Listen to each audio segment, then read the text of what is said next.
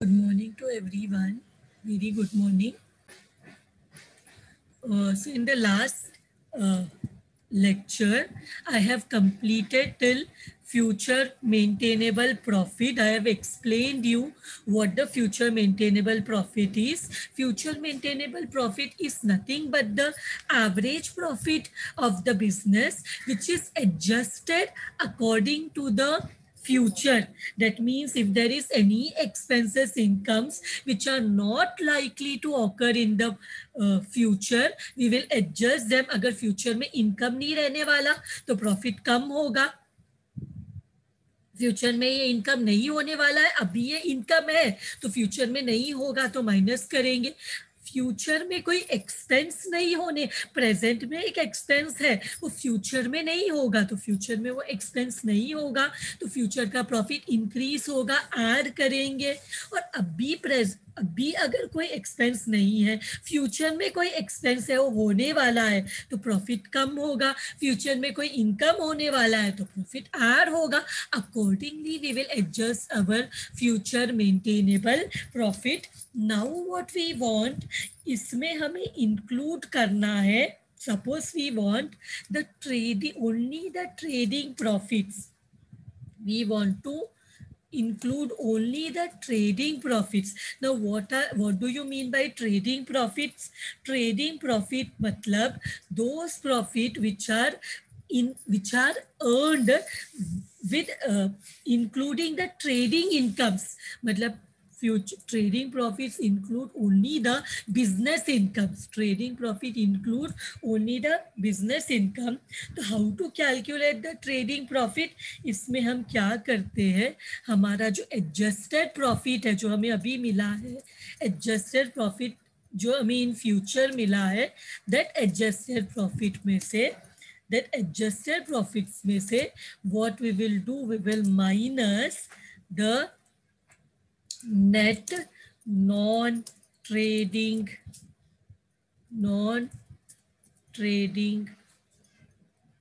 Incomes. मतलब जो भी हमारे पास नॉन ट्रेडिंग आइटम्स है उसको हम एडजस्ट करेंगे. What ever, for example interest from investment. हम नॉर्मली इन्वेस्टमेंट क्यों करते हैं?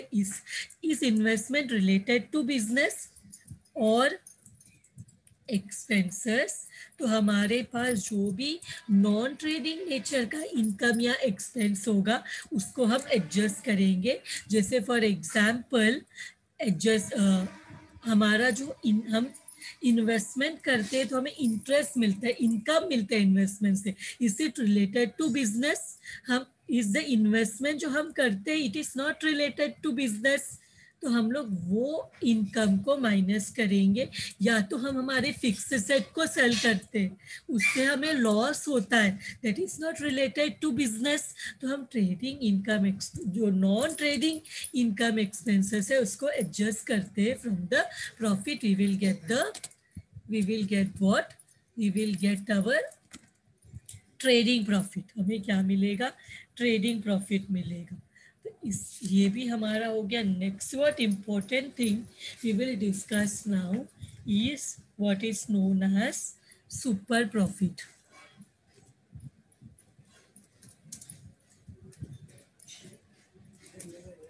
नाउ जो हम लोग गुडविल कैलकुलेट करते हैं based on the super profit method. Now what do you mean by the super profit method? The name only suggest that profit about the normal profit. जब हमें सुपर प्रॉफिट मतलब क्या होता है? If the performance of the concern is compared, तो कभी भी जब हम लोग सारा all the if the performance, if the performance of all the concerns, all the business concerns in an industry is compared together, a few reputed and established concerns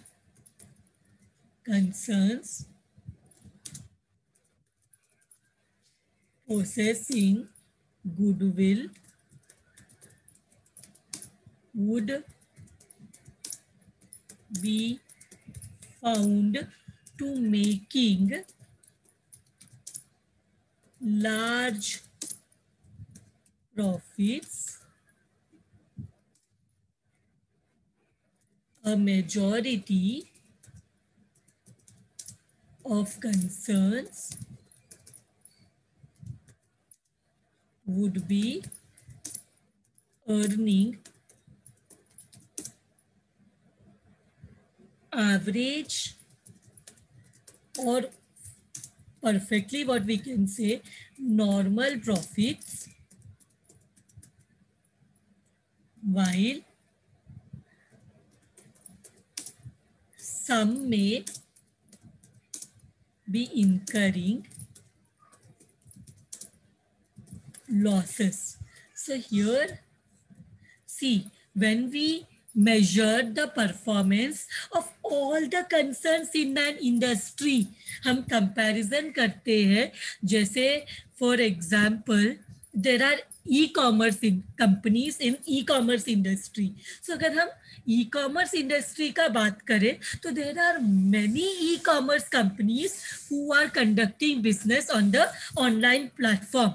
So there will be few reputed and established concerns possessing goodwill would be found to make large profits. Like for example, you may say Amazon, online platform may, you may say Amazon, it would be making exceptionally huge profits because it's few of the reputed and established concerns.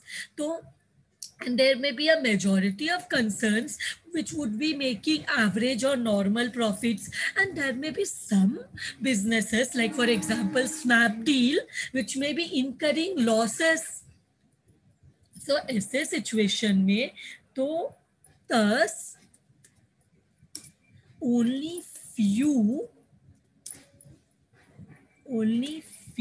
concerns in an industry possess goodwill leading to larger profits as compared to the normal profits earned by an average concern in an industry. Means when we are talking about a particular specific industry, so all the concerns may not possess goodwill leading to larger profits as compared to the normal profit. There will be very few business concerns in an industry who would be earning super profit. Now, what do you mean by a super profit? Super profit means earning profit about the average profit. मतलब जब हम normal profit से ज्यादा profit earn करते हैं, that is known as super profit. Industry में जितने भी बिजनेसेस है, हर कोई सुपर प्रॉफिट अर्न नहीं कर सकता. देयर में be very few concerns which may be earning super profits. And there may be some concerns which may be earning average profit or normal profit. Normal profit is the minimum profit which has to be earned to be continuing your business in the society, in the what you say, in the particular industry. If you like, that is the energy, that is the profit, minimum profit at least you get, and you will be continuing with your business. And there may be some concerns which may also be incurring losses. So here we are talking about super profit. So profit above the normal profit is known as the super profit. So super profits involve a comparison between the rate of profits of a particular concern with the normal rate of profits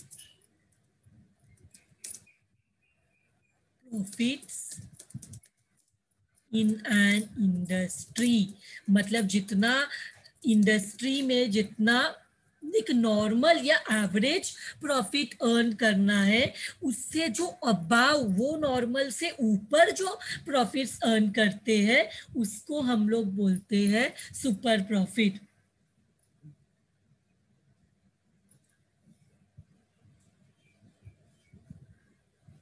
so let us calculate. ये super profit कैसे find out करना है?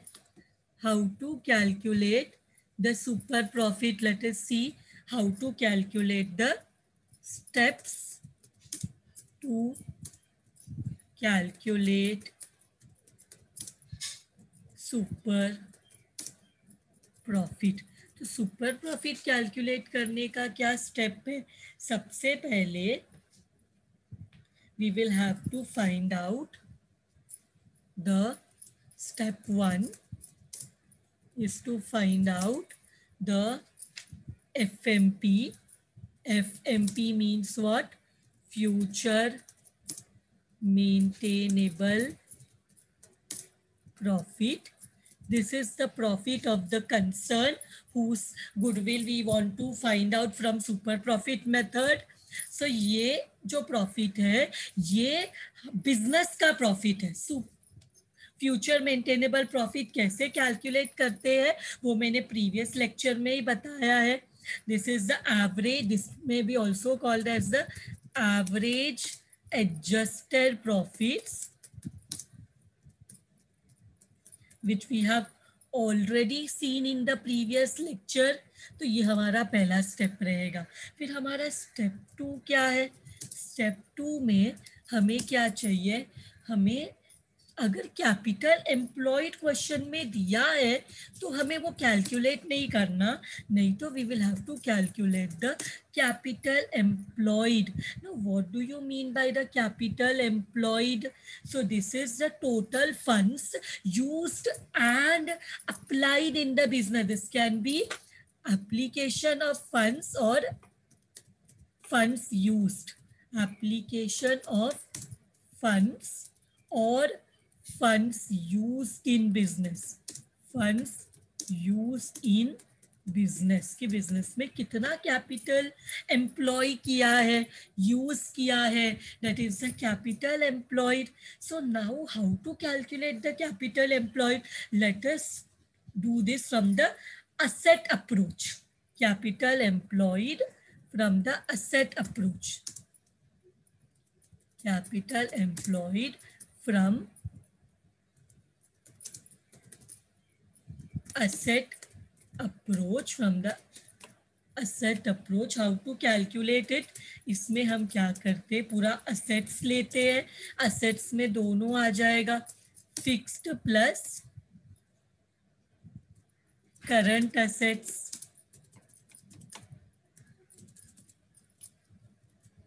फिर इसमें क्या करेंगे हम? Less करेंगे हम external liabilities. So external liabilities less कर दिया.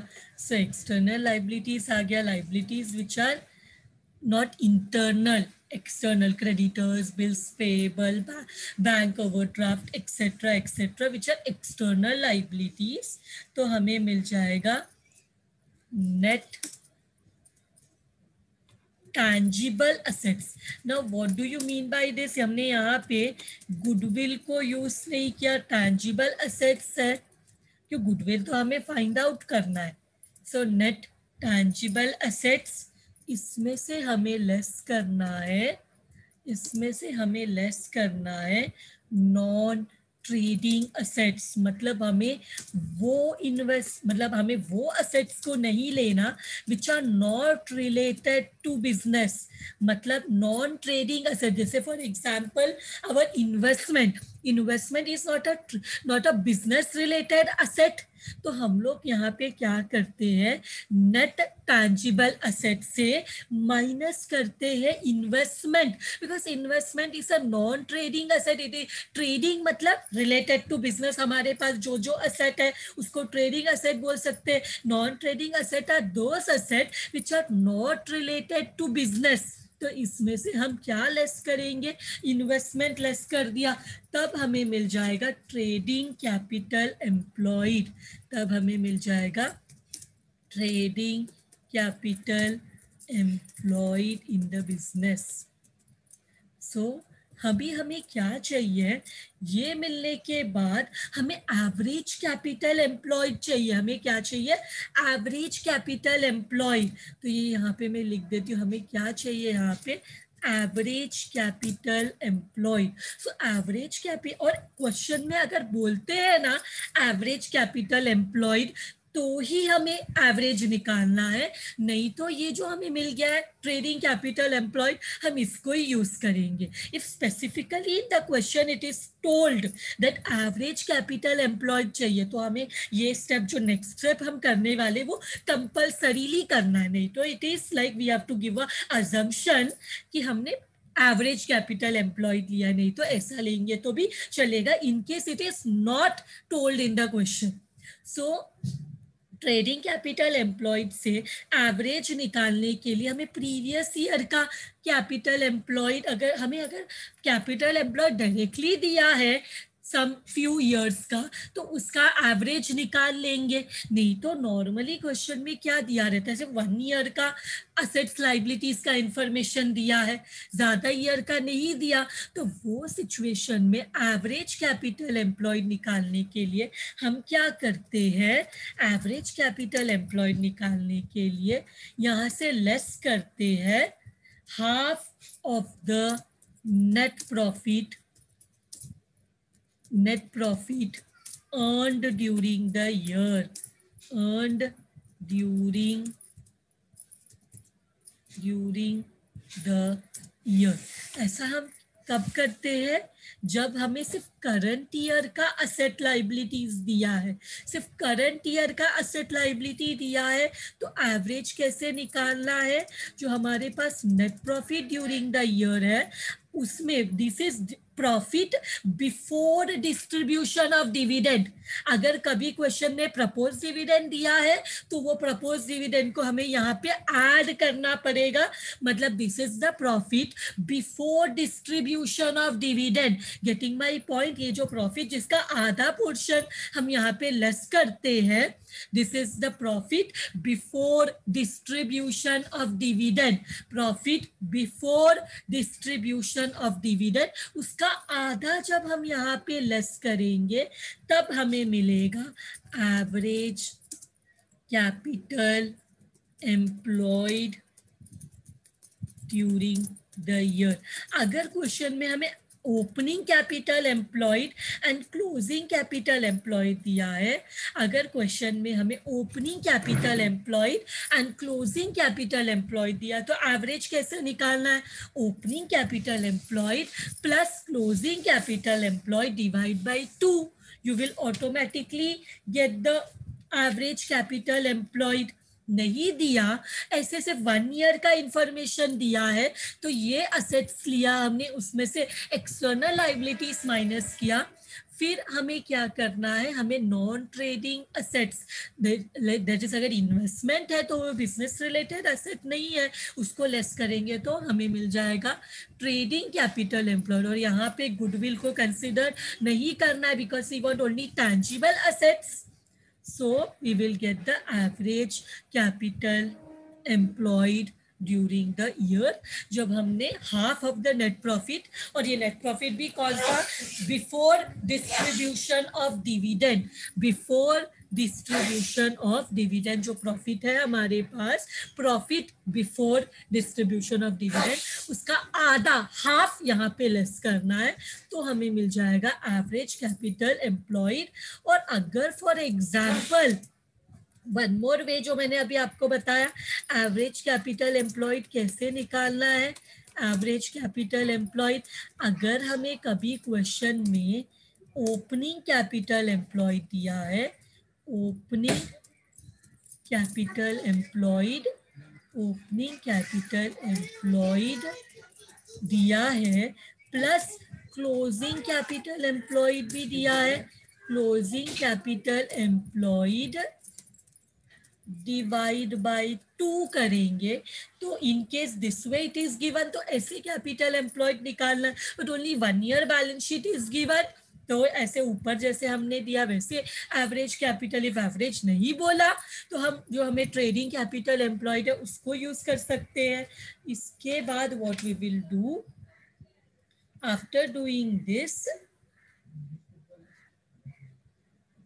what we will do, our next step is to find out, normally now our step 3 is to find out your normal rate of return, normal rate of return. This is maximum of times given in the question. Now what do you mean by the normal rate of return?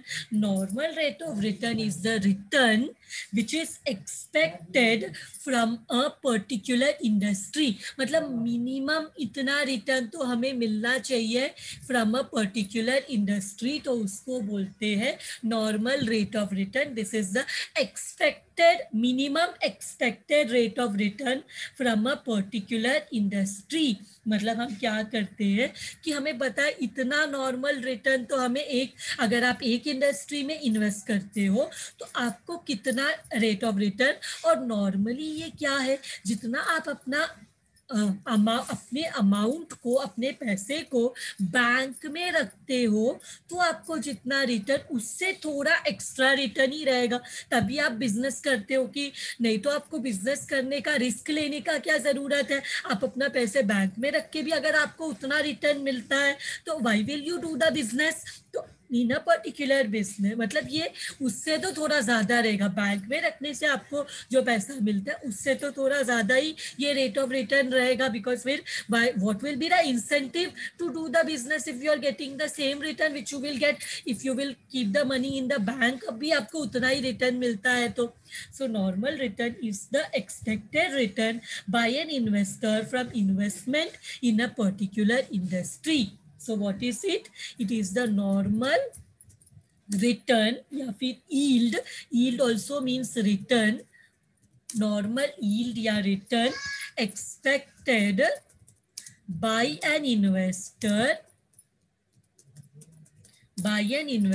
from the investment in a particular investor, 1 minute, in from the investment in a particular industry. This is our normal rate of return, इसको बोलते हैं normal rate of return.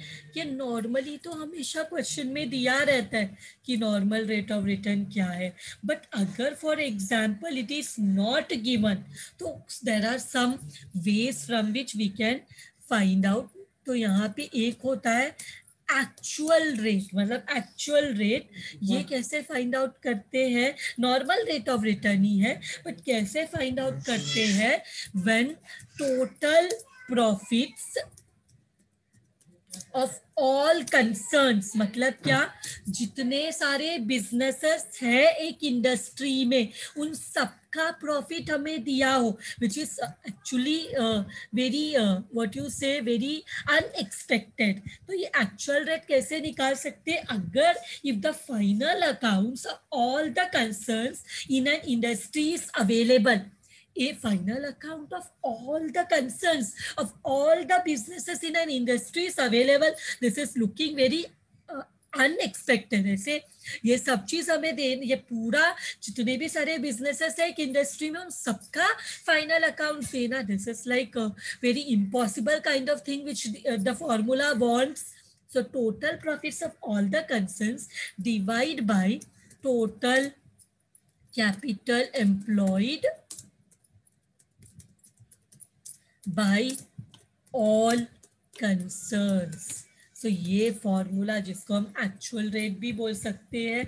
Next it is said as the estimated rate. Estimated rate मतलब क्या? मतलब generally when the profit and loss account and the balance sheet of all the concern in a particular industry may not be available. मतलब ये जो है, जो हमने actual rate बोला जिसमें हमें सबका सारे जितने भी बिजनेसेस है एक इंडस्ट्री में उन सबका प्रॉफिट चाहिए और उन सबका कैपिटल एम्प्लॉयड चाहिए, ये तो पॉसिबल नहीं हो सकता. This looks also very difficult. तो वो सिचुएशन में हम नॉर्मल कैसे हमारा नॉर्मल रेट ऑफ रिटर्न निकाल सकते हैं? From this formula, return at zero risk. Return at zero risk is what? This is the risk जो हम जहां पे, this is the zero risk. मतलब हमें जो जहां पे हम हमारा पैसा ऐसे जगह पे इन्वेस्ट करें जहां पे जीरो रिस्क हो. But can anyone suggest me ऐसा कौन सा जगह हम इन्वेस्ट कर सकते हैं जहां पे आपको जीरो रिस्क हो? There will be no risk, hardly zero risk. Zero risk कब होता है? जब आप अपना इन्वेस्टमेंट बैंक में करते हो. बैंक के सपोज व्हेन सबसे सेफ है, आपने जो सपोज बैंक में आपने पैसा रखा, एफडी में आपने पैसा रखा, तो वहां पे कितना रिटर्न मिल रहा है? For example suppose it is 8% return. तो इस 8% रिटर्न को हम बोलेंगे return at zero risk. Return at zero risk मतलब वो रिटर्न जो कि आपको बैंक में आपने एफडी में पैसा डाला, तो आपको यहाँ पे आपका प्रिंसिपल अमाउंट किधर भी नहीं जाएगा और इतना मिनिमम आपको रिटर्न मिलेगा ही 8%. That is return at zero risk. तो इसके साथ हम लिखते हैं additional plus additional risk for business risk. Business risk मतलब आप जब बिजनेस करते हो तो आप हमेशा एक्सपेक्ट करते हो कि जीरो रिस्क से ज्यादा रिटर्न मिले आपको. तो आपका बिजनेस करने का क्या मतलब है? अगर ये पैसे को आप बैंक में रख के भी उतना रिटर्न अर्न कर सकते हो, तो if you are able to earn the return of 8% with keeping your amount investment, if you're investing at the bank also you are able to get 8% risk. ये तो रिटर्न फ्रॉम 8% रिस्क है. इससे थोड़ा business करने के लिए आपको थोड़ा एडिशनल रिटर्न मिलना चाहिए. सपोज बिजनेस करने के लिए आपको और 3% रिटर्न मिलता है, मतलब 8 प्लस 3 आपका नॉर्मल रेट ऑफ रिटर्न हो गया 11%. समझ में आया? Additional risk, I mean additional risk नहीं, इसको बोलना चाहिए एडिशनल रिटर्न. एडिशनल रिटर्न आपको मिल रहा है फॉर बिजनेस रिस्क. मतलब 8% तो मुझे बैंक में पैसा रखती हूँ तो भी, इन्वेस्ट करती हूँ तो भी मिलेगा. तो एडिशनल रिटर्न मुझे क्यों मिल रहा है? Because I am doing business. Suppose मुझे 3%, मुझे कितना रिटर्न मिल रहा है? 11%. बिजनेस करने पे, बिजनेस का रिस्क लेने पे मुझे 11% रिटर्न मिल रहा है. तो ये हमारा NRR मिल रहा है. क्या हो रहा है? हमारा normal rate of return NRR ये हो गया. लेकिन there is one more risk which is known as additional risk, additional return for financial risk. What is this financial risk? Business करते हो आप तो you will also take finance, borrow finance from different sources. तो आप अभी जब business करते हो और आपने बहुत सारा सपोज फाइनेंस लिया है, बोरोइंग्स किया है फ्रॉम डिफरेंट सोर्सेस, तो आपको थोड़ा एक्स्ट्रा रिटर्न चाहिए ताकि आप ये बोरोइंग्स को भी इंटरेस्ट पे कर सको। बिकॉज आप जब भी बोरो करते हो तो बोरोइंग के ऊपर भी आपको इंटरेस्ट पे करना पड़ता है। तो इसके लिए सपोज आपको 2% और रिटर्न चाहिए ताकि आप इंटरेस्ट भी पे कर सको ये जो आपने बोरोइंग्स किया। आई एम वेरी सॉरी, यहाँ पे मैंने क्या लिखा, फिर से रिटर्न लिख दिया। फाइनेंशियल रिस्क मतलब फाइनेंशियल रिस्क जो आपने लिया है उसके लिए आपको एडिशनल रिटर्न चाहिए, तो इसको हम बोलते हैं additional return for financial risk. तो यहाँ का 8%, यहाँ का 3%, यहाँ का 2%, सो पूरा ऐड करके 8 + 3 + 2 13% विल बी योर NRR। तो ऐसा करके आपको ये सब रिटर्न्स का दिया रहेगा कितना रिटर्न है, तो ये सबको ऐड करके this is your estimated rate कि आप कितना अज्यूम करते हो कि आपका एनआरआर कितना होना चाहिए, नॉर्मल रेट ऑफ रिटर्न कितना होना चाहिए, this is the estimated rate. And इससे पहले जो हमने किया था वो एक्चुअल रेट था, बट ये फाइंड आउट करना बहुत डिफिकल्ट है। इसके बाद फाइनली NRR फॉर कंपनी, इसके लिए ये कैसे रहते हैं, ये नॉर्मली बहुत बार क्वेश्चंस में आता है। अगर NRR नहीं दिया है तो you will take the dividend, जो आपको डिविडेंड मिल रहा है कंपनी में, डिविडेंड मिलता है in rupees for example, divide by market price of the share. Market price कितना आपको डिविडेंड मिल रहा है और कितना आपका शेयर का मार्केट में प्राइस चल रहा है, into 100 will be the NRR, normal rate of return. Dividend divide by market price into 100 will be your NRR, normal rate of return. So NRR भी मिल गया। तो अभी हम लोग क्या करते हैं, now how to find out the super profit. Super profit is what, super profit, पहले तो हम लोग ये नॉर्मल प्रॉफिट निकालते हैं। हमारा normal profit, normal rate of return मैंने निकाला, ये नॉर्मली क्वेश्चन में दिया रहेगा, ये नॉर्मली क्वेश्चन में दिया रहेगा। अगर क्वेश्चन में नहीं दिया तो हमें ये फाइंड आउट करना है। अगर capital rate of return, I mean capital employed, ये भी नहीं दिया तो फाइंड आउट करना है। तो अभी हम क्या करेंगे, नेक्स्ट हमारा स्टेप 4, यहाँ पे हम निकालेंगे नॉर्मल प्रॉफिट। क्या निकालेंगे, normal profit. Now what is the normal profit, normal profit is average capital employ, जो हमने ऑलरेडी स्टेप 2 में फाइंड आउट किया है। Average capital employed into NRR, normal rate of return, normal rate of return. तो ये जब हम लोग करते हैं तो हमें नॉर्मल प्रॉफिट मिलता है। Now we come to the step 5 which is super profit. Super profit कैसे आएगा, super profit is FMP, that is our step 1 future maintainable profit minus normal profit. हमारा प्रॉफिट जो हम प्रॉफिट अर्न करते हैं that is the future maintainable profit minus normally minimum profit, जो बाकी industries जो एवरेज या नॉर्मल प्रॉफिट अर्न करते हैं, वो उन दोनों के बीच का जो डिफरेंस है, what the profit above the normal profit is known as the super profit. Normal profit से ऊपर, मतलब ये इंडस्ट्री में रहने के लिए जो नॉर्मल प्रॉफिट लेवल है उसके ऊपर जो एक पैसा भी एक्स्ट्रा हम अर्न करते हैं, that is the future sorry that is the super profit. Normal profit के अबाउ में जो अर्न करते हैं is known as the super profit. तो कभी कभी यहाँ पे क्या दिया रहता है, हमें सुपर प्रॉफिट तो मिल गया, बट यहाँ पे कभी कभी what is given, that is number of years of purchase, number of years purchase method.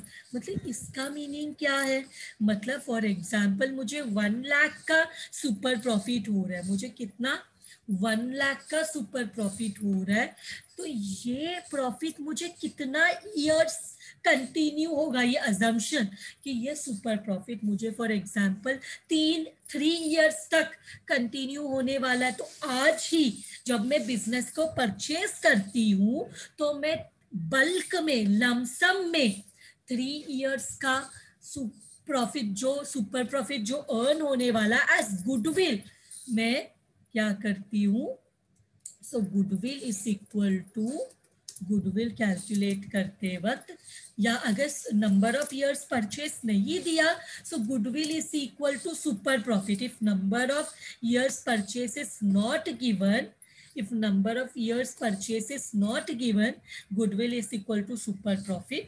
But if number of years purchase is given, then what we do, goodwill is equal to, goodwill is equal to super profit जितना भी है into number of years of purchase, into number of years purchase. तो suppose हम लोग को मालूम है ये profit, suppose for example 3 years तक ये प्रॉफिट कंटिन्यू करने वाला है, तो आज मैं जब बिजनेस परचेज करूंगी तो गुडविल के लिए सपोज सुपर प्रॉफिट 1 ईयर का 1 लाख है और 3 इयर्स तक ये सुपर प्रॉफिट कंटिन्यू होने वाला है, तो 1 lakh into 3 will be the goodwill amount which I will give while purchasing the business. So goodwill is equal to super profit into number of years of purchase, जो कि question में दिया रहेगा number of years of purchase. So this is done. And then इसके बाद अगर कभी they say capitalization, अब इसके बाद एक और important term है capitalization, capitalization of future maintainable profit, capitalization of future maintainable profit. तो ये क्या है कैपिटलाइजेशन, कैपिटलाइजेशन मतलब what we are doing, we are मतलब हम लोग क्या करते हैं कि सपोज हम लोग को जो एनआरआर है, NRR normal rate of return, ये हमें बताता है कि हमें कितना मिनिमम रिटर्न मिलेगा, तो रिटर्न के लिए हमें कितना कैपिटल इन्वेस्ट करना पड़ेगा is known as the capitalization. Means capitalization method मतलब to on a particular rate of return, how much investment we will have to do is known as capitalization।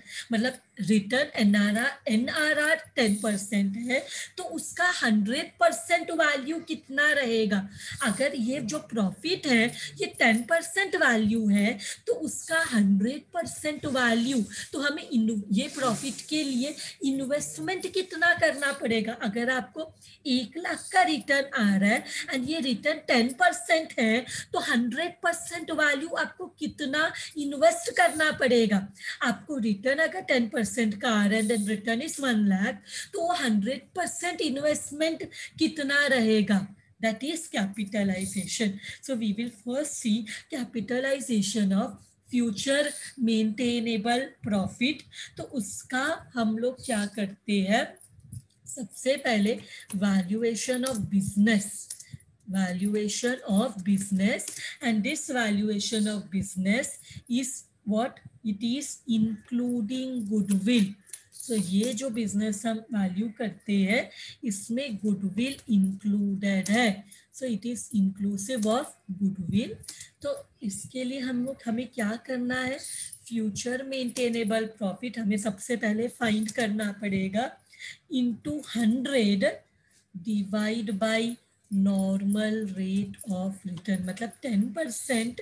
अगर 1 लाख है तो 100% क्रॉस मल्टीप्लाई करके हमने ये find out किया। तो this is also the formula कि अगर ये एफएमपी फ्यूचर मेंटेनेबल प्रॉफिट ये अगर 10% है 1 लाख, तो 100% वैल्यू कितना रहेगा? तो क्रॉस मल्टीप्लाई करके हमें ये फॉर्मूला आया है FMP into 100 divide by future, sorry divide by normal rate of return. This is for the value of business. Now value of goodwill हमें इसमें से find out करना है। So value of goodwill is what? Value of goodwill is value of business ऊपर के step में मिला, उसमें गुडविल इंक्लूडेड है, तो इसमें से लेस करेंगे हमारा कैपिटल एम्प्लॉयड जिसमें गुडविल इंक्लूडेड नहीं होता, net tangible assets, net tangible assets. Net tangible assets देखो ऊपर यहाँ पे हमने ये वाला नेट टैंजिबल असेट जिसमें गुडविल इंक्लूडेड नहीं है, मैंने ऑलरेडी बोला। So this is net tangible asset. This is not value of business में इस ब्रैकेट में लिखते हैं, this is including goodwill. This is including goodwill and this is excluding goodwill. तो हमें डिफरेंस जो मिलेगा वो गुडविल रहेगा, मतलब ये वैल्यू ऑफ बिजनेस में गुडविल इंक्लूडेड और ये जो बिजनेस का वैल्यू है इसमें गुडविल एक्सक्लूडिंग है, तो डिफरेंस जो रहेगा वो गुडविल रहेगा। तो ऐसे हम गुडविल निकाल सकते हैं। So now what we will do after finding out this, our next step, हम लोग नेक्स्ट जो है वो हम फाइंड आउट करते हैं capitalisation of super profit.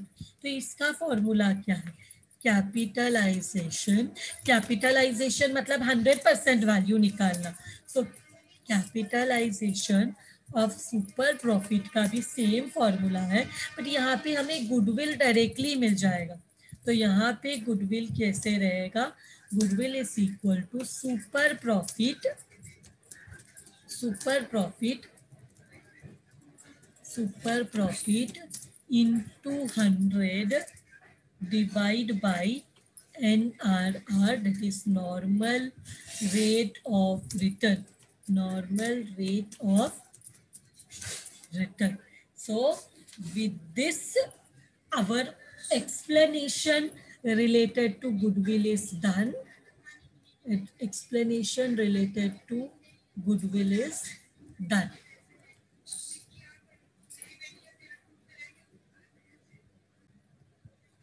So our first sum from this chapter, the balance sheet of Vishnu Limited is as follows. Balance sheet as on 31st December 2013. Equity share capital है 1500, shares of ₹100 each, 1,50,000। फिर capital reserve है, profit and loss है, creditors है, depreciation fund है 7,500 and 1,15,000. Total is 22,500 and we have some assets, goodwill, land and building, machinery, stock, debtor is having bad debts and cash and bank balance. This company's business is to be purchased by Shiv Limited. So Vishnu Limited का जो business है वो कौन purchase करना चाहते हैं? Shiv Limited. See, when is the goodwill valued? Goodwill is valued when there is a change in the ownership. So here there is a change in the ownership. Vishnu Limited को कौन purchase कर रहा है? Shiv Limited. So when there is a change in the ownership, we will have to value the goodwill. So you are required to value the goodwill and the business of the company after taking into account the following information. So हमें क्या information दिया है? The reasonable return on capital employed in the class of business done by the company is 12%. मतलब ये reasonable return on capital employed क्या है? This is the normal rate of return. This is the NRR. NRR मतलब in the industry where this business is operating, वहां पे normal rate of return कितना है, जितना मिनिमम कितना रिटर्न मिलना चाहिए टू कंडक्ट दिस बिजनेस, 12%। मतलब ये जो सिमिलर जितने भी बिजनेसेस है जो सिमिलर काइंड ऑफ बिजनेस करते हैं इन अ स्पेसिफिक इंडस्ट्री, वहां का नॉर्मल रेट ऑफ रिटर्न या reasonable return on capital employed इस 12%। हमें कैलकुलेट करने की जरूरत नहीं है, it is directly given in the question.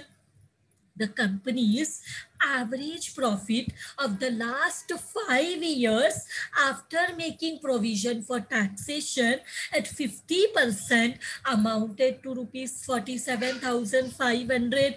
मतलब कंपनी का एवरेज प्रॉफिट है पिछले 5 इयर्स का, 5 इयर्स का एवरेज निकाला है, तो इट इज और टैक्स माइनस करके it is 47,500। So before tax profit कितना होगा, can anyone tell me? 50% tax minus करके जो एवरेज प्रॉफिट है वो 47,500 है। तो टैक्स को बिना ऐड किए कितना प्रॉफिट रहेगा? 50% टैक्स माइनस करके इट इज 47,500। सो टैक्स नहीं माइनस करते तो कितना प्रॉफिट होता? तो ऐड करो 50%, तो आपको मिलेगा 47,500 प्लस 50% जो टैक्स माइनस किया उसको ऐड करेंगे तो हमारा प्रॉफिट हो जाएगा, बिफोर टैक्स माइनस करने वाला प्रॉफिट हो जाएगा 95,000, करेक्ट? 47,500 प्लस 50% जो टैक्स माइनस किया था वो प्लस करेंगे तो बिफोर टैक्स माइनस करने से पहले वाला प्रॉफिट रहेगा 95,000, टैक्स माइनस करने के बाद it is 47,500। The present market value of land and building is 1,10,000. 1,10,000 is the value of land and building. The other assets are to be taken at their book values. तो बाकी assets का हमें book value देना है। The directors of Vishnu Limited, 2 in numbers, are to be appointed on the board of directors of Shiv Limited. तो Vishnu limited के 2 directors को अभी शिव लिमिटेड में भी डायरेक्टर अपॉइंट करना है। The worth of their services is and will be in future rupees 5,000 per annum for each of the 2 directors। मतलब ये जो डायरेक्टर्स हैं ये विष्णु लिमिटेड में भी डायरेक्टर थे, अभी शिव लिमिटेड में भी ये डायरेक्टर रहने वाले हैं, और इनका जो सर्विस का इनको कितना रेमुनरेशन मिलना चाहिए, डायरेक्टर्स फीस कितना है, डायरेक्टर रेमुनरेशन कितना है, 5,000 पर डायरेक्टर। तो two director ka it will be 5,000 into 2, that is 10,000, but no charge has been made regarding this against the profits of the Vishnu Limited। तो विष्णु लिमिटेड के प्रॉफिट में ये डायरेक्टर फी तो माइनस ही नहीं हुआ है, तो यहाँ पे जो ये 47,500 टैक्स माइनस करने के बाद जो प्रॉफिट है इसमें ये डायरेक्टर फीस का 5,000 into 2 that is 10,000, 2 director 5,000 into 2 10,000, इसका कोई इफेक्ट नहीं दिया गया है, और फ्यूचर में भी ये फीस हमें देना पड़ेगा। तो हम हमारे प्रॉफिट में से ये डायरेक्टर फीस माइनस करेंगे, और हमें टैक्स पहले माइनस करते हैं, ये डायरेक्टर फी पहले माइनस करते। टेल मी, डायरेक्टर फीस पहले माइनस होता है या टैक्स?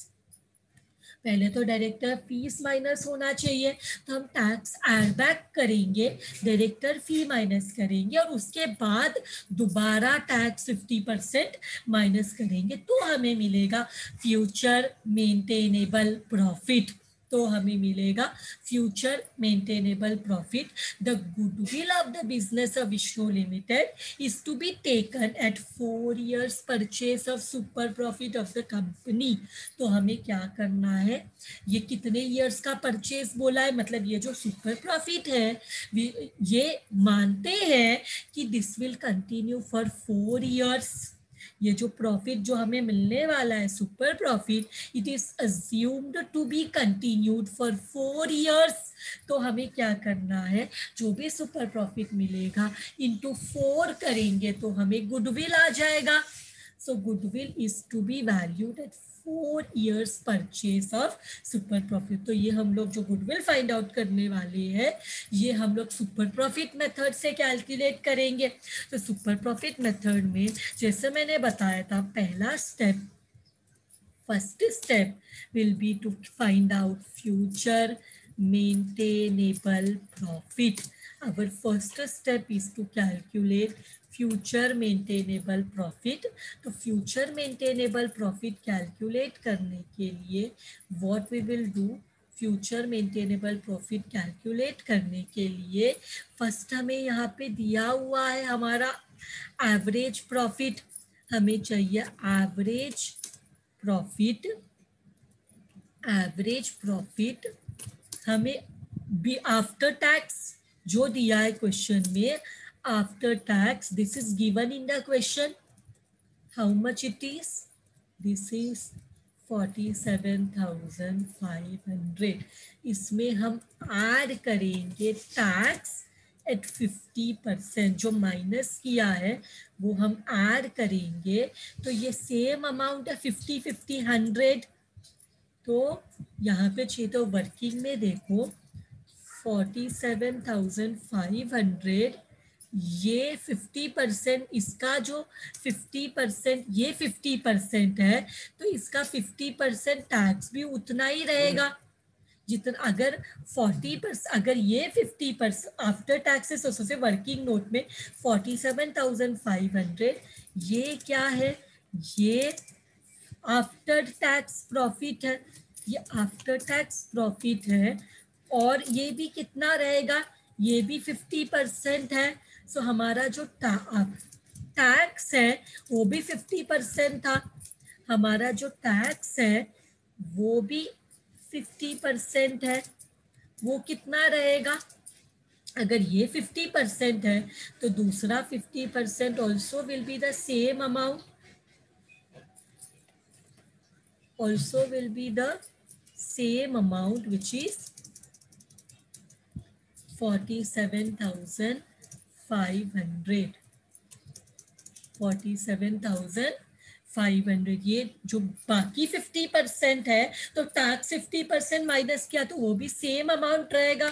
तो हमारा नेट प्रॉफिट, हमारा net profit before tax will be how much, दोनों को ऐड करके 95,000। तो इसमें हम क्या लेस करेंगे, इसमें हम लेस करेंगे डायरेक्टर्स फीस, जो कि कितना है ₹5,000 एक डायरेक्टर का। बट हमारे पास 2 डायरेक्टर है और ये डायरेक्टर जो विष्णु लिमिटेड के डायरेक्टर है इनको शिव लिमिटेड में भी डायरेक्टर बनाने वाले हैं और इनका सर्विस जो है ये 5,000 पर एनम है।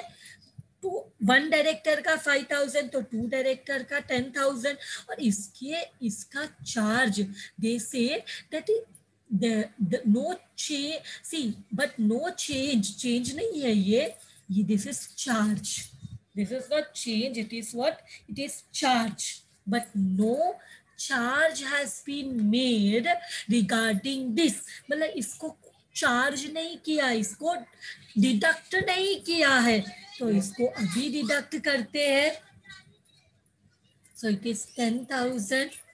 तो ये माइनस करने के बाद सो हमारा एडजस्टेड प्रॉफिट कितना हो जाता है, हमारा एडजस्टेड प्रॉफिट बिफोर टैक्स, और कोई एडजस्टमेंट क्वेश्चन में नहीं दिया, हो जाएगा 85,000। तो इस पे भी हमें लेस करना पड़ेगा टैक्स एट 50%, इसका 50% निकालो 85,000 का, वी विल गेट 42,500। तो अभी हमें मिलेगा net profit, net profit after tax, या तो इसको बोल सकते हैं future maintainable profit which is equal to 42,500। हमारा स्टेप 1 हो गया, हमारा स्टेप 1 हो गया। Now we will go to the step 2. Step to में हमें कैपिटल एम्प्लॉयड चाहिए, कैपिटल एम्प्लॉयड चाहिए, और ये कैपिटल एम्प्लॉयड में एक्सक्लूडिंग गुडविल मतलब हमें क्या चाहिए, हमें चाहिए टैंजिबल नेट एसेट, हमें क्या चाहिए, टैंजिबल नेट एसेट्स, मतलब in short it is excluding goodwill. तो यहाँ पे हम क्या करेंगे, सब असेट्स का रिवाइज वैल्यू लिख लेते हैं। तो सबसे पहले यहाँ पे क्वेश्चन में हमें लैंड एंड बिल्डिंग का वैल्यू दिया है, लैंड एंड बिल्डिंग का नया वैल्यू दिया है, how much is it, land and building का नया value how much it is, land and building का नया वैल्यू दिया है 1,10,000। तो हमें रिवाइज वैल्यू लेना है 1,10,000। फिर इसके अलावा दूसरा कोई, देखो यहाँ पे हम लोग कैपिटल एम्प्लॉय निकालते वक्त एक तो गुडविल नहीं लेना और कोई भी नॉन ट्रेडिंग असेट जैसे इन्वेस्टमेंट जो बिजनेस रिलेटेड नहीं है वो भी नहीं लेना। लैंड एंड बिल्डिंग लिया, मशीनरी का बोलते हैं other assets to be taken at book value, सिर्फ लैंड एंड बिल्डिंग का नया वैल्यू दिया, अदर असेट्स का हमें बुक वैल्यू लेना है। तो मशीनरी का 60,000 है, स्टॉक का 57,500 है, so let us take that value. तो यहाँ पे मशीनरी 60,000 है, मशीनरी गिवन बुक वैल्यू लेने बोला है, स्टॉक 57,500 है। इसके बाद दूसरा असेट्स कितना है वो देख लेते हैं, यहाँ तक देखा। इसके बाद डेटर है 40, आरडीडी माइनस करके बुक वैल्यू लेना है 47,500, cash and bank balance 3,500। So we will take all the other asset. तो हमारे पास डेटर्स है 47,500, सो हम लोग लेंगे 47,500। फिर हमारे पास कैश एंड बैंक बैलेंस है, cash and bank balance, cash and bank balance is how much, 3,500। so add all these, कितना वैल्यू आ रहा है, add all this कितना वैल्यू आ रहा है, let us add all this कितना आ रहा है हमें, let us see 1,10,000 plus 60,000 plus 57,500 plus 47,500 plus 3,500, we are getting 2,78,500। Are you getting the same amount? इसमें से लेस करना है एक्सटर्नल लाइबिलिटीज, इसमें से लेस करना है external liabilities. Let us check out what external liabilities are there. Equity capital internal liability है, reserve internal liability है, creditor depreciation fund 63,000, 22,500। so दो चीज़ है हमारे पास, creditors है हमारा 63,000 और depreciation है, डेप्रीसिएशन फंड है 22,500। दोनों को आर करो कितना होता है, दोनों को आर करते हैं तो how much we are getting 63 and 22,500, 63,000 plus 22,500, 500 we are getting 85,500। ये तो लेस करना है एक्सटर्नल लाइबिलिटी, तो माइनस करने पे हमें मिलेगा net tangible assets, net tangible assets कितना आ रहा है, net tangible assets how much are we getting, just देखो 2,78,500, हमें मिल रहा है 1,93,000। तो यहाँ पे नॉर्मली हम क्या करते हैं, अगर कोई यहाँ पे हमने कोई भी इन्वेस्टमेंट ऐसे नहीं लेना, because investment is non trading, हमें सिर्फ ट्रेडिंग असेट चाहिए, बिजनेस रिलेटेड असेट्स चाहिए, तो वो तो हमने नहीं लिया, क्वेश्चन में है भी नहीं इन्वेस्टमेंट, तो ठीक है। और यहाँ पे एवरेज कैपिटल एम्प्लॉयड लेने के बारे में भी कुछ नहीं दिया, अगर एवरेज कैपिटल एम्प्लॉयड लेना पड़ता तो यहाँ पे लेस करना पड़ता half of the current year profit, जो भी प्रॉफिट एंड लॉस अकाउंट है, जो भी प्रॉफिट एंड लॉस अकाउंट है उसका हाफ माइनस करना पड़ता, तो हमें एवरेज कैपिटल एम्प्लॉयड मिलेगा 13,000, उसका हाफ माइनस करेंगे तो कैपिटल। बट ये कब करना है, when it is told in the question, और अज्यूम करके इधर भी कर सकते हैं कि we are taking the cap half the capital employed. तो हम लोग क्या लेने वाले, तो करते एवरेज कैपिटल एम्प्लॉयड के हिसाब से ही, तो हमें क्या लेना पड़ेगा, half of the profit during the year. But हमें ये क्वेश्चन में, ये ऊपर जो प्रॉफिट एंड लॉस अकाउंट है, हमें ये नहीं मालूम it is the current year profit only. So अगर हमें ये पता होता कि ये करंट ईयर का ही प्रॉफिट है, तो हम लोग को क्या करना पड़ता, इसमें से लेस करना पड़ता half of the current year profit before distribution of dividend, before distribution of dividend, तो हमें एवरेज कैपिटल एम्प्लॉयड मिल जाता। अभी हम क्या करेंगे, ये जो 1,93,000 आया है इसको ही कैपिटल एम्प्लॉयड ले लेंगे, एवरेज कैपिटल एम्प्लॉयड, क्योंकि क्वेश्चन में एवरेज लेना ऐसा कुछ भी नहीं दिया। तो हम क्या करेंगे, अभी हमें नेक्स्ट स्टेप, हम do we know the normal rate of return, normal rate of return is given in the question, correct? How much it is, normal rate of return given, normal rate of return is given, how much it is, let us see, because first line में reasonable rate of return दिया 12%, similar industry में how much it is 12%,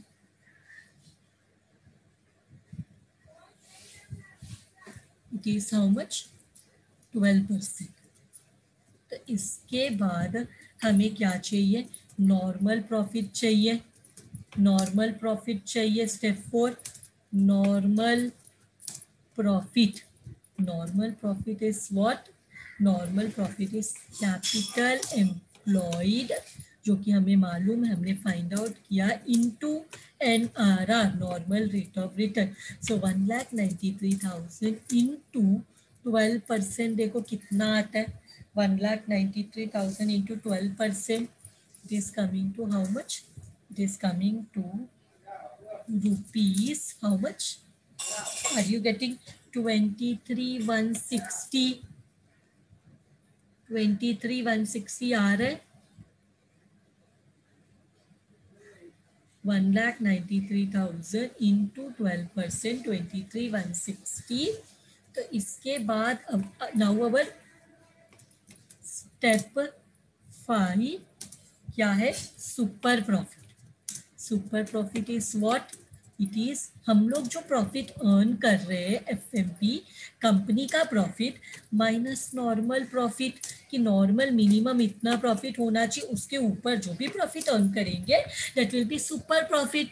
so normal profit कितना है, normal profit is हम जो profit earn कर रहे हैं that is 42,500, normal profit, sorry, FMP is 42,500, 42,500 minus 23,160 normal profit, तो हमें सुपर प्रॉफिट कितना आया, how much is the super profit, 19,340, तो हमें सुपर प्रॉफिट भी मिल गया। अब क्या करेंगे, हमारा last step goodwill, step 6, sorry step 6 is goodwill.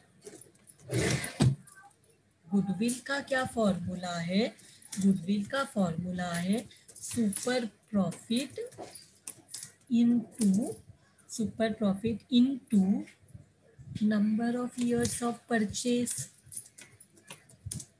Purchase, तो नंबर ऑफ इयर्स परचेज कितना है ये भी दिया हुआ है, number of year purchase is 4 years, is 4 years, तो इंटू 4 करना पड़ेगा।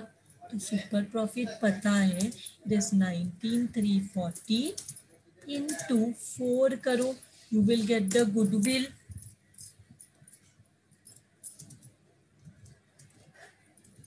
करो multiply, how much is the goodwill,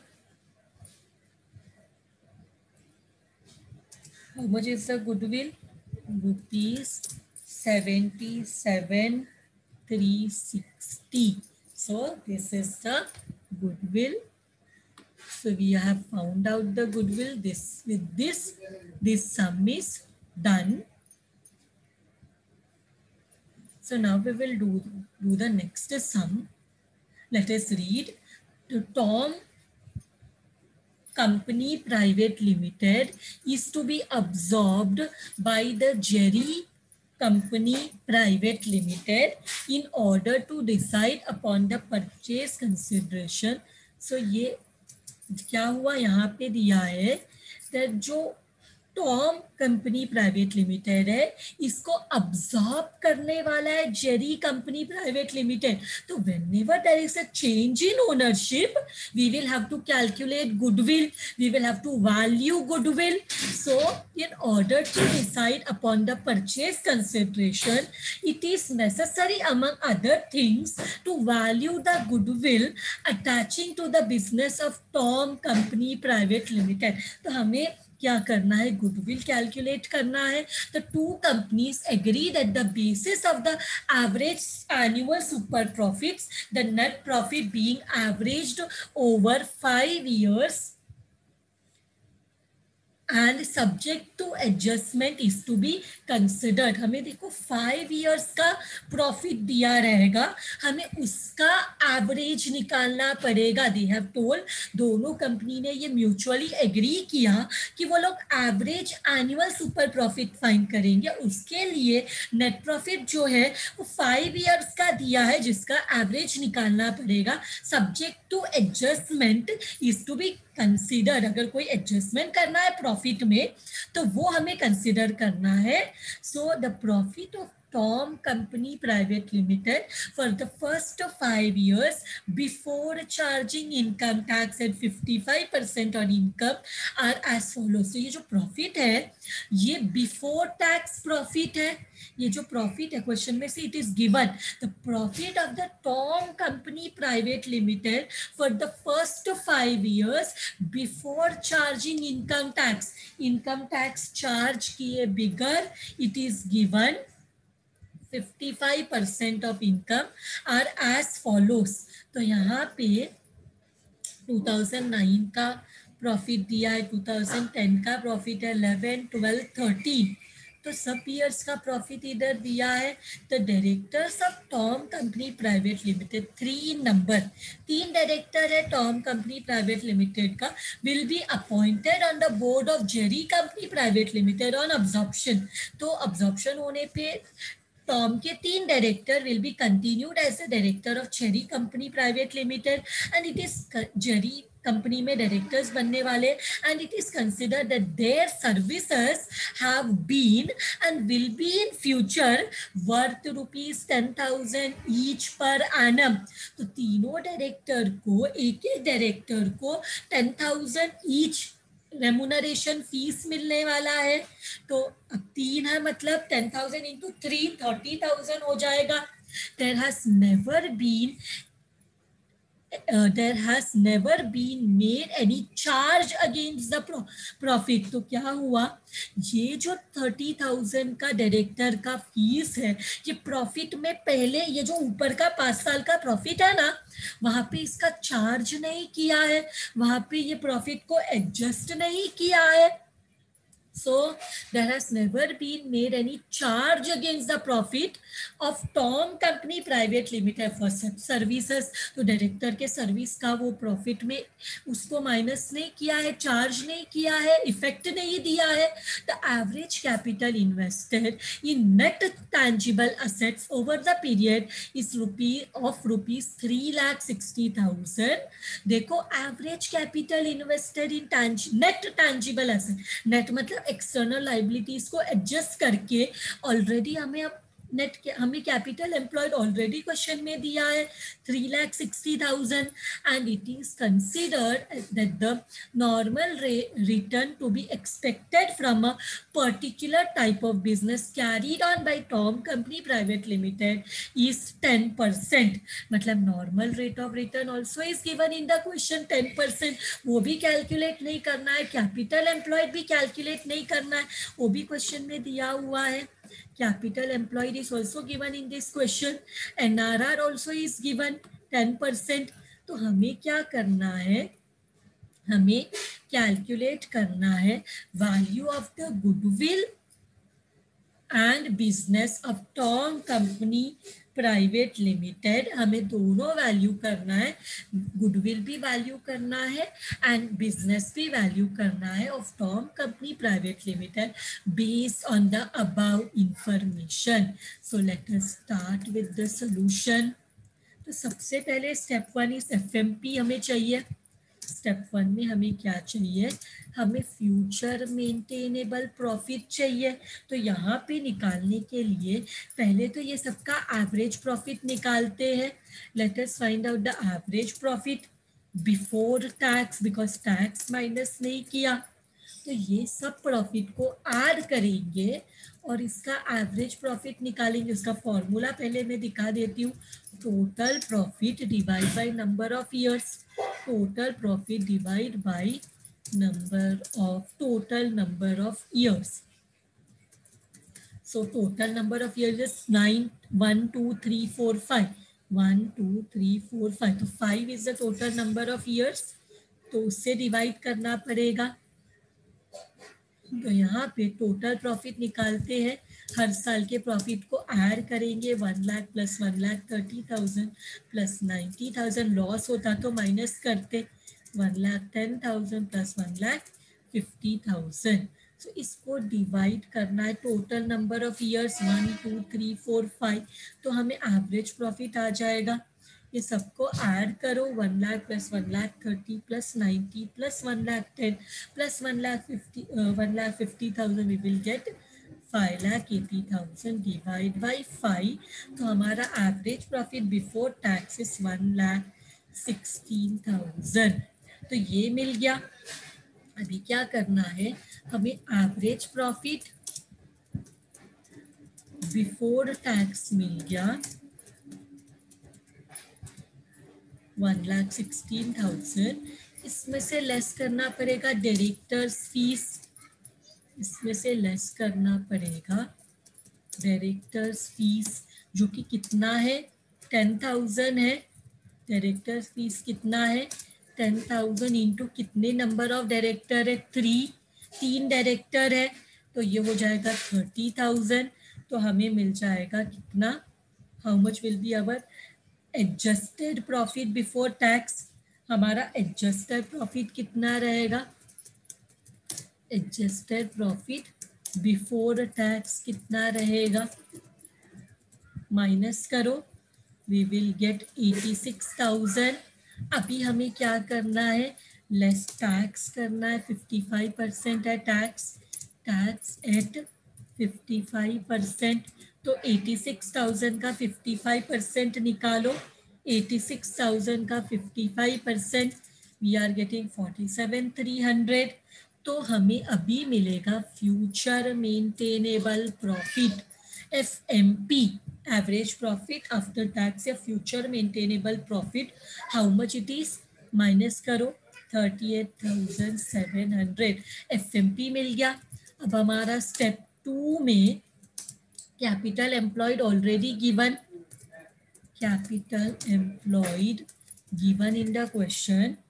Capital employed is given. How much it is?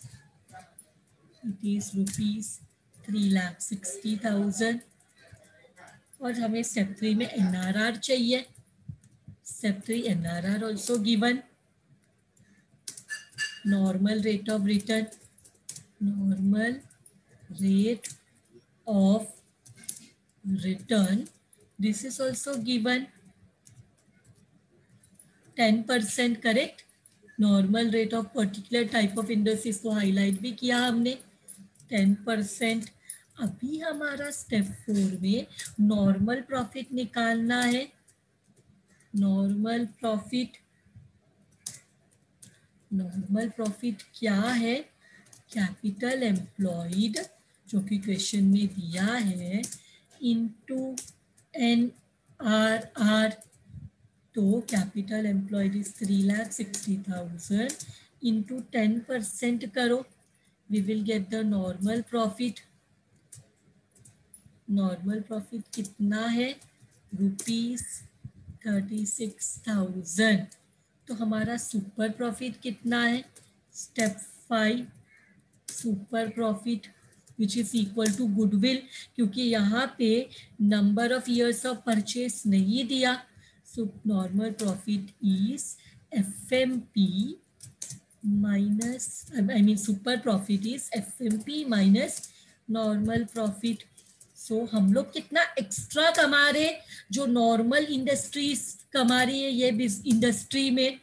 Normal industries 36,000, हमारा खुद का profit 38,700. So 2,700 is the super profit जो हम about normal profit earn कर रहे हैं. सो हमारा गुडविल भी जो है स्टेप 6 गुडविल, क्योंकि नंबर ऑफ ईयर्स परचेस नहीं दिया, goodwill is equal to super profit, क्योंकि नंबर ऑफ ईयर्स परचेस दिया नहीं है मल्टीप्लाई करने के लिए. सो हमारा गुडविल हो जाएगा, क्योंकि सुपर प्रॉफिट इज 2,700, हमारा गुडविल भी हो जाएगा 2,700. अभी नेक्स्ट वन हमें फाइंड आउट करना है, ये एडिशनल दिया है value of business. Value of business is capital employed including goodwill. Value of business क्या होता है? Capital employed including goodwill. Value of business is capital employed including goodwill. So हम क्या करेंगे, कैपिटल एम्प्लॉयड हमें पता है 3,60,000 प्लस गुडविल हमें पता है 2,700, अभी पता चल गया 3,60,000 is the value capital employed and हमारा गुडविल है 2,700. So what will be the value of business? It will be 3,62,700. मैंने तुम लोग को बताया था value of business is what? It is capital employed including goodwill. So capital employed तो question में ऑलरेडी दिया और गुडविल हमने स्टेप 6 में फाइंड आउट किया, दोनों को ऐड किया तो we got value of business. ये पूछा था और क्या पूछा था? गुडविल पूछा था. With this some is also done. Thank you very much everyone.